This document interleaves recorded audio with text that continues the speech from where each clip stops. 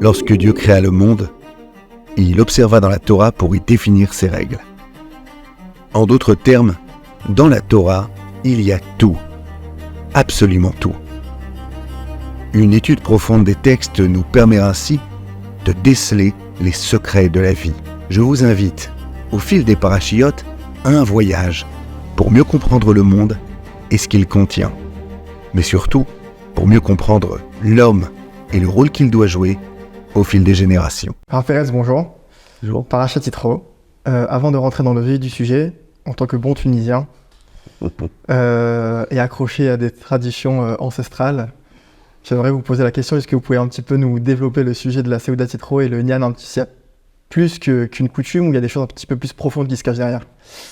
Vous savez, les Juifs, dès qu'on a l'occasion de faire une fête, on fait une fête, donc que ça soit bien clair. Et que si les Tunisiens ils aiment faire la fête, alors là, ça devient la Seudat Yitro, la fête des Tunisiens, d'accord? Avec la pièce montée, les petits instruments qu'on donne aux enfants et tout ça.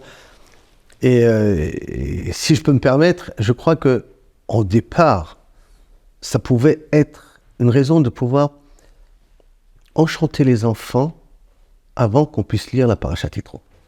Parachat Yitro, on parle de matin de Torah, on va recevoir la Torah, pour que les enfants ils soient à l'impatience un petit peu de ce moment-là, d'arriver à la Parachat de Yitro. Alors on va en faire quelque chose qui va les rendre joyeux. Alors on va faire bien entendu la pièce montée, les sucreries, tout ça. On va leur donner la scène. Et eux, ils vont être les acteurs principaux de la scène. On va leur mettre des petits assiettes, des petits coquelets, des petits, tout en petit, comme si on parlait des enfants. De telle sorte que, Be'ezrat Hashem, ces enfants-là, aient une chavaya, on dit en hébreu, et un ressenti d'une ambiance qui fera que la Torah elle est douce, la Torah elle est bonne.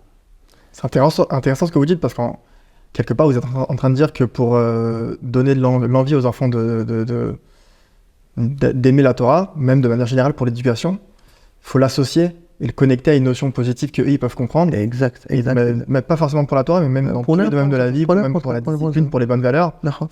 Ce serait trop dur pour un enfant de le prendre comme ça, un peu trop rigide, mais on associe avec du bon et ça permet d'être mieux. Exact. Cette association-là de plaisir, en même temps de responsabilité ou d'apprentissage, c'est ce qui laisse le meilleure empreinte à notre cerveau. Et si vous me permettez, un petit conseil au mari. Quand une femme elle accouche, quelle est la première chose que le mari doit faire quand sa femme elle accouche? Quand sa femme vient d'accoucher, elle est à l'hôpital, le bébé est sorti, Baruch Hashem Shatova, garçon, fille, il n'y a pas de différence, Baruch Hashem, tout le monde est content, la famille s'en va, il reste seul avec elle.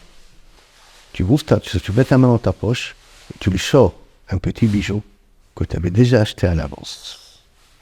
Oui, là, c'est enregistré, là. J'en profite, c'est pour ça que j'ai profité de cette occasion de me poser la question. Et tu lui sors, donc, ce petit bijou-là. Chaque fois qu'elle verra le bijou, qu'est-ce qu'elle se rappellera? De ce moment intense qu'il était seul avec son mari, et que son mari a pensé à elle, et qu'elle a mérité d'avoir cet enfant. On a juxtaposé deux événements ensemble. Donc, un petit peu la même chose avec l'enfant. La même chose peut-être avec la fameuse Seudat Yitro. Arrête, qui est obligé d'étudier la Torah? Les enfants. C'est la fête des garçons, c'est pas la fête forcément des filles, c'est pas remarqué. Et la chiyuv d'étudier la Torah, c'est sur les enfants, sur les garçons. Alors on va leur faire une fête. Quel rapport avec la pièce montée? Si ce n'est que la pièce montée, c'est Har Sinaï. Har Sinaï. Et l'Har Sinaï, on mange. C'est bon. C'est pas uniquement un dessin, c'est bon. Donc de nouveau, on fait une association avec quelque chose qui est au niveau sentimental, qui permet de créer entre le cœur et le cerveau un lien qu'à ce moment-là, il peut rester pour les générations à venir. D'accord, super. Maintenant, par rapport à la paracha en elle-même, donc c'est la paracha où on reçoit la Torah. On dit que le monde il était un peu en suspens jusqu'à ce jour-là, jusqu'à ce jour où les Béné Israël vont recevoir la Torah. Est-ce qu'on peut un petit peu définir quelle différence avant le Har Sinaï et après le Har Sinaï au niveau de la responsabilité du juif, son rôle au quotidien? Je vais dire quelque chose que peut-être les nations ne vont pas aimer. La Chazal nous dit pourquoi le mont Sinaï s'appelle Sinaï.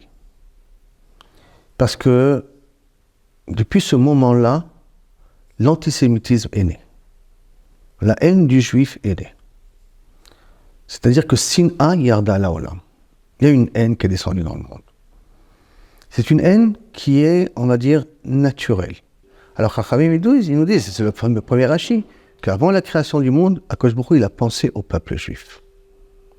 Que veut dire quoi avoir pensé au peuple juif? Avoir pensé à le juif, J-U-I-F? Non. Il a pensé à un peuple qui va être l'associé d'Akadosh Baruch Hu. Qui veut dire quoi, être l'associé d'Akadosh Baruch Hu? Ça veut dire que maintenant, la gérance de notre vie, de ce monde-là et de l'histoire, et du projet divin, se fait avec notre approbation et avec notre travail. Ça veut dire qu'il faut qu'on crée ici un système où il y a une interaction entre le projet divin où Akadosh Baruch Hu va amener l'humanité et les humains eux-mêmes pour participer à ce projet-là. Alors normalement, si Adam Arishon aurait fait son travail, et je ne viens pas le juger parce qu'on était dans Adam Arishon, on a participé avec lui dans la faute. Mais Adam Arishon, ça aurait été le Israël. Dit le Harizal que si Adam Arishon n'aurait pas fauté, alors il aurait eu 3 enfants, comme Abraham, Isaac et Jacob. Et avec ses enfants, ils auraient eu 12 enfants, comme les 12 tribus.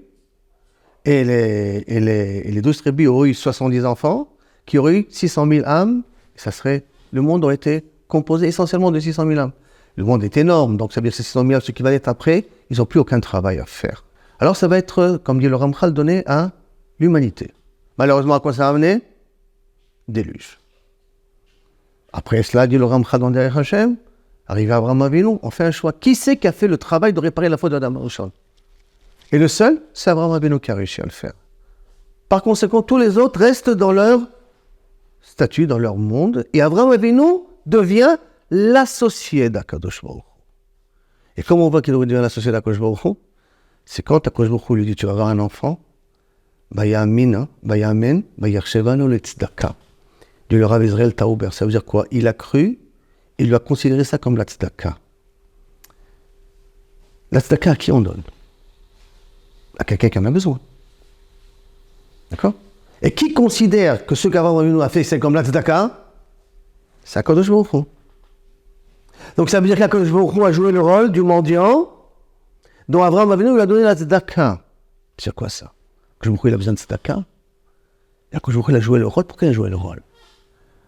Parce qu'Abraham Avinu il a compris quelque chose. Il a compris qu'Akadosh Baruch Hu, contrairement à Noach, contrairement à Methuselah, contrairement à Adam, il a compris que Akadosh Baruch Hu il a besoin de nous. Il faut que ce soit bien clair, il n'a pas besoin de nous. Mais dans le monde qu'il a créé, suivant les règles qu'il a créées, il a besoin de nous. Je précise bien, dans le monde qu'il a créé, avec les règles qu'il a créées, il a besoin de nous. Et dans ce monde-là qu'il a créé, qu'il a besoin de nous, c'est quoi avoir besoin? Il veut qu'on soit son associé.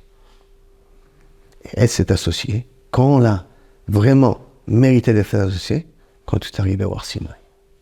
Arrivé au Sinaï et qu'on a reçu cette Torah, on a reçu le mode d'emploi où le Malachim ne voulait pas que la Torah elle descende. Et pourquoi il ne voulait pas que la Torah elle descende? Parce qu'à partir du moment où la Torah elle descend, qu'est-ce qui gère? C'est les humains qui gèrent. Et si c'est les humains qui gèrent, ça veut dire qu'on devient associé avec Boré Olam. Ça veut dire que eux, les anges, n'ont plus leur mot à dire. Que même la vie des anges va être dépendante de la vie des humains. Même ce qui va se passer chez eux, ça va dépendre comment les bénis Israël se comportent en bas. Oui. Ça veut dire que le changement qu'il y a eu avec Matan Torah fait que, à partir de maintenant, l'histoire est gérée par le comportement du juif. Qui veut dire, et je t'écoute, si je fais un Birkat Hamazon comme il faut, alors c'est possible qu'il y ait un Indien en Inde qui va bientôt mourir et que Bisrout, par le mérite de mon Birkat Hamazon, quelqu'un va s'occuper de lui. Il y a une famine qui va arriver, je ne sais pas moi, dans un pays en Afrique, par le fait que je fais attention aux lois de la cache-route et aux lois du Birkat Hamazon, alors la famine n'ira pas là-bas. Comme dit le Kuzari, avant ça il y avait l'inerte, le domaine, la végétation, le chai, les animaux, le médaber, l'humain. Matan Torah est arrivé à Israël. C'est une nouvelle création, parce que c'est une nouvelle responsabilité. Le Rambam n'est pas d'accord avec ça, je suis conscient, mais tous les autres commentaires, tous les autres Rishonim vont, le Rachaim aussi, le Acharon, mais tout ça, le Rachaim, le Harizat, dans ces définitions que cette responsabilité, c'est pas, on est le peuple élu en tant que, ouais, super, on est le peuple élu, on a droit à des cadeaux. Non, c'est pas ça. Le peuple, c'est qu'on est devenu le peuple responsable de ce qui se passe. Que si Trump va monter aux États-Unis, ou si Biden va monter aux États-Unis, ça ne dépend pas des électeurs aux États-Unis, ça dépend qu'est-ce qu'un Israël a besoin. Donc même C'est-à-dire notre responsabilité va même vers le... Sur le monde entier. S'il y a des catastrophes dans le monde, on a une part de responsabilité. Comme disait le Chafetz Chaim une fois. Ne croyez pas que s'il se passe quelque chose en Chine, ça ne nous concerne pas. Ça nous concerne, mais c'est des Chinois. Ça te concerne. Par contre, on n'est pas raciste. Tu veux venir? Tu veux te convertir? Tu veux assumer ses responsabilités? Baruch haba. Tu veux être un bon non-juif et appliquer au moins les 7 mitzvot ben noir? La briote. Alors, à ce moment-là, tu auras ton rôle. Ton rôle par rapport à ce qui te concerne dans ta vie et tout ça. Mais, influencer l'histoire, il faut passer le cap. Et la porte est ouverte. Rien que soit sincère. C'est un petit peu, pas dur, mais en tout cas, gigantesque ce que vous dites. Ça veut dire qu'un juif qui ne s'associe pas à ce projet divin, et qui s'éloigne de la Torah et des mitzvot, il sera en quelque sorte responsable de certains malheurs qui se passent dans ce monde-là. Que je me trouve, sa grande bonté, d'accord, prend en considération la situation de la personne. Est-ce qu'il a fait ça par inadvertance, il a fait ça par ignorance, il a fait ça par, malheureusement, exprès ou pas exprès? Ah bah oui, effectivement, disent nos maîtres. Quand il y a des problèmes de ribit, on va dire, pour ne pas rentrer dans tous les détails, que des juifs prêtent à d'autres juifs à intérêt selon les critères, comme on peut prêter avec intérêt avec Eteriska, il n'y a pas ça, ben effectivement, il y a des guerres qui se développent à cause de ça, en Israël et dans le monde aussi. Il faut comprendre, on a une grosse responsabilité. Qu'est-ce qu'Akadosh Baruch Hu a dit à Adam Arishon? Voilà le monde que je t'ai créé. S'il te plaît, ne le détruis pas. Détruire? Oui. Ne l'abîme pas, ce monde-là. Et ça, ça a été redonné au peuple juif. Et si tu me permets, j'ai encore un petit moment pour te dire qu'une explication du Rav Yitzhak Hunter, dans Pachad Yitzhak, qui dit quelque chose, pour moi, ça a été assez révolutionnaire. On voit qu'après le déluge, qu'est-ce qu'Akadosh Baruch Hu a dit à Noach? La terre ne sera plus maudite pour ta faute, pour les fautes. On va dissocier l'humain du monde. Le monde pourra continuer à fonctionner indépendamment de l'humain. Super. Je ne redétruirai pas le monde, je ne redétruirai pas le monde. Donc Apocalypse Now n'existe pas pour nous. C'est faux. Et au contraire, le monde va à sa perfection. L'humain, ça lui prend du temps, mais le monde va à sa perfection. Quand on regarde après que il envoie les Israël en Égypte, combien ils sont? 70. Pourquoi ils sont 70? Justement à ce moment-là, parce que chaque juif représente une nation. Dans l'entité absolue. Ces 70-là, ils vont venir dans 600 000, ils vont entrer en Eretz Israël, ils vont recevoir de la Torah, ils vont entrer en Eretz Israël. Et qu'est-ce qui se passe en Eretz Israël d'un coup? Si tu pratiques les mitzvot, tu auras la pluie. Si tu ne pratiques pas les mitzvot, tu n'auras pas la pluie. Quoi? La terre, elle va être maintenant dépendante de mon comportement? Oui. Parce que, en fin de compte, l'idée de base, c'est qu'on est entièrement associé avec le Créateur. Donc ça veut dire que la gérance de ce monde, elle doit se passer par l'humain. Donc comment l'humain se comporte, le monde doit se comporter. Mais il n'a pas été à la hauteur, ça a amené au déluge, je vais choisir un peuple. Et ce peuple-là, lui, va être responsable des conséquences. Où ça? En Eretz Israël. Et d'Eretz Israël, ça, mashpi après, ça influence le monde entier. C'est pour cela que quand Israël a quitté sa terre, parce qu'on était parti en exil, qu'est-ce qui s'est passé d'Eretz Israël? Elle ne donnait plus de fruits. Elle n'arrivait plus rien à produire. Pourquoi? Parce qu'on est redevenu à l'état de la relation de l'humain à la terre. Que la terre, elle fait partie de ce projet divin de montrer qu'est-ce que c'est Akadosh Baruch Hu sur terre. Quand on est revenu en Eretz Israël depuis 48, depuis un petit peu avant 48, la terre a commencé à redonner ses fruits. Akara. Oui, parce qu'on est comme Adam Arishon à ce niveau-là. Parce qu'on accepte la Torah. On a recréé cette association entre l'humain et Akadosh Baruch Hu. Et donc, effectivement, quand un juif, malheureusement, il ne pratique pas intentionnellement, je précise bien intentionnellement, il y a des conséquences. Il y a des conséquences. Et il faut qu'on en soit conscient. Qui sont réparables.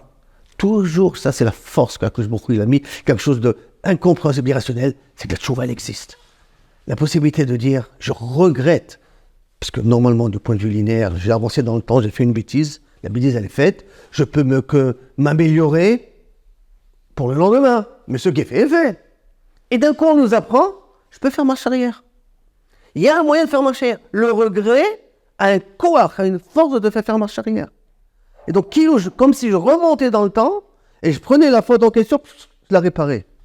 Il dit le Balatania, là-bas, dans, je crois, le 6e ou 7e chapitre, il dit là-bas que si en plus je fais une tchouva, mais ahava, D'ailleurs, par amour, vraiment, parce que je me couche, je t'aime, c'est pas possible, je peux pas. Et vraiment, je regrette de ce que j'ai pu faire, parce que c'est tellement fort, tellement puissant, tellement beau.